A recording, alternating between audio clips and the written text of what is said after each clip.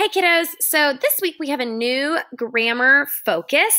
When we got done with our reviews of the English interim last week, one thing I noticed is that we are struggling with commas. Commas is something that we are struggling with. Now, so far this year, we've learned about two different ways to use commas. The first way that we use commas is when we're combining compound sentences with a fan-voice conjunction.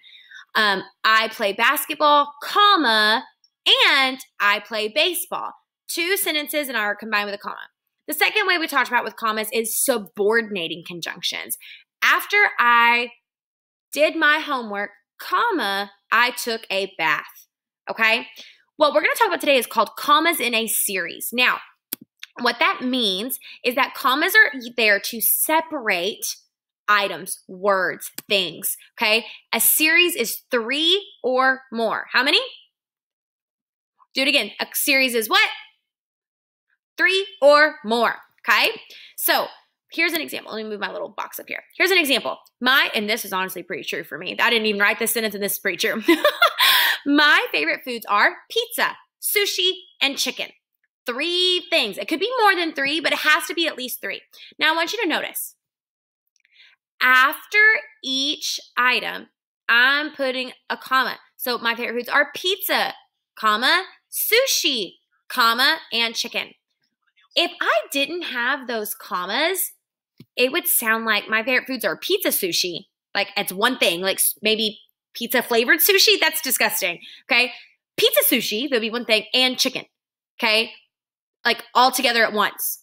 No, we want to show that these are each separate things. Pizza, one thing. Sushi, one thing. Chicken, one thing. Okay. So I have it in between the two items and then right before the and or the or, the but, the conjunction, okay? Oh, there we go. So they can consist of words, phrases, or clause. So here's a series of words. Look what we just looked at. This summer, we traveled to Milan, Paris, and London. And I want you to notice, I have commas separating all of those words. We traveled to Milan, that's the first one, comma. Paris, that's my second one, comma. And then my and here is telling me and London, okay? And then I put a period at the end, all right? So I traveled to Milan, to Paris, and to London.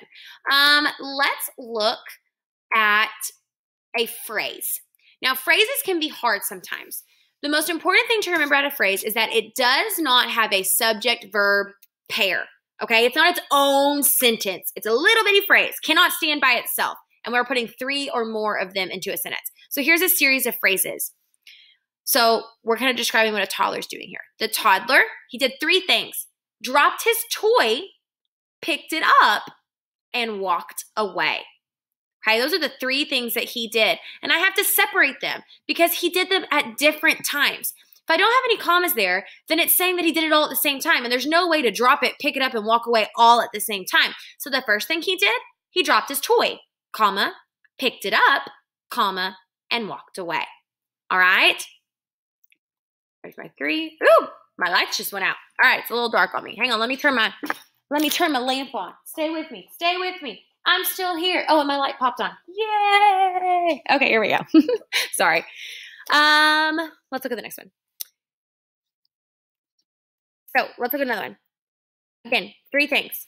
At the game, John hit a home run and was walked, and I struck out. Now, even though they are about three different people, if I want to put them all into a sentence, they have to be separated by commas because here's the deal. John did not hit a home run, Anna did not walk, and I did not strike out all at the same time. That's impossible in one game of baseball at the same time. Okay, we have to separate them because they are separate events. John hit a home run. That's one thing that happened. Anne was walked. That's the second thing that happened. And I struck out. That's another thing that happened. We have to separate them with commas. Okay? So let's practice. Here's my first sentence. I'm going to model this one for you. And then I'm going to ask that you do the next couple ones on a piece of paper. Take a picture. And I'd like for you to upload it. Okay? Here it goes. Do you prefer cake, pie, or cookies? Okay, let's ask ourselves when I'm doing this and I'm seeing this. I'm like, okay, cake pie. That sounds like a delicious thing, but I know that's not a thing, okay? It's two separate things. Cake is one thing, pie is another thing. So I know I had to at least separate those.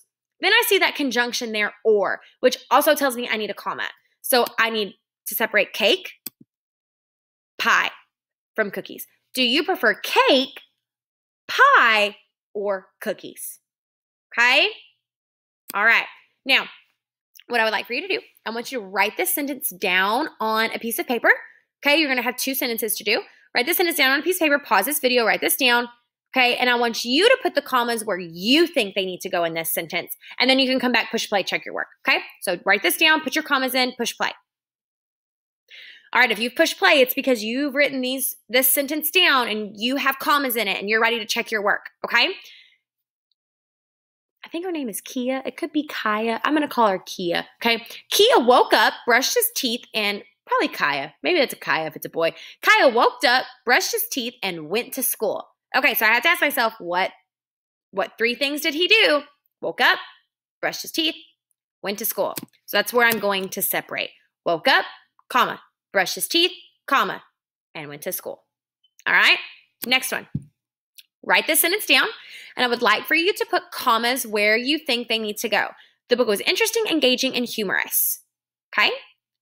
Pause this video and do that for me. All right, if you have pushed play, you have written the sentence down and you have commas in it. Let's check it. The book was interesting, engaging, and humorous. Okay, well, the book was 3 things. It was interesting, it was engaging, and it was humorous. Those are my 3 things. That's what I need to separate. So I'm going to separate interesting and engaging because they're 2 separate things. Interesting, engaging, and then I have my conjunction and I'm putting a comma there. Interesting, comma, engaging, comma, and. Okay? All right, kiddos. Today, that's it. That's your lesson. Okay? You were writing those 2 things down, checking it, making sure that you are kind of understanding what we're doing. Tomorrow, you will have some task cards to do. Actually, the next couple days, you'll have task cards to do. You'll have a practice assessment, and then you'll have a quiz, okay? I would, if I were you, take a couple screenshots throughout the video if you need some notes. Write down some notes, and that way you can come back to it. You can rewatch this video. It's going to be on your agenda every day, okay? All right, kiddos, thank you so much for working hard for me, and I cannot wait to see your awesome work.